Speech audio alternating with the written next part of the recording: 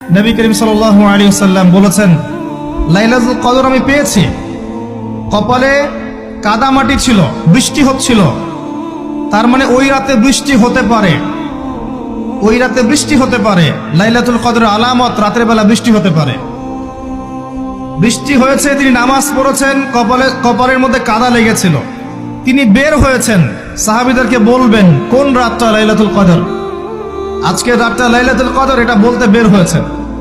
বের হয়ে দেখছেন দুজন মুসলিম আপোষে ঝগড়া করছে। লিসেন টু মি, দুজন মুসলিম আপোষে ঝগড়া করছে। আমরা বলি না যে মুসলিমদের মাঝে ইখতিলাফগুলো রহমত, আমরা বলি না? দুজন মুসলিম আপোষে ঝগড়া করছে।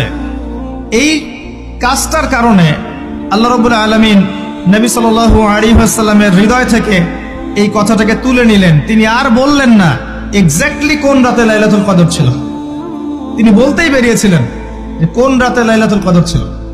নবী সাল্লাল্লাহু আলাইহি ওয়াসাল্লাম এখন বললেন যে আমাকে ভুলিয়ে দেয়া হয়েছে কোন রাত, তোমাদের ঝগড়ার কারণে। অতএব তোমরা শেষ দশকের বিজোড় রাতগুলোকে তালাশ করো। শেষ দশকের বিজোড় রাত বলতে 21-এর রাত, 23-এর রাত, 25, 27, 29, এই 5টা রাতের যে কোনো একটা লাইলাতুল কদর।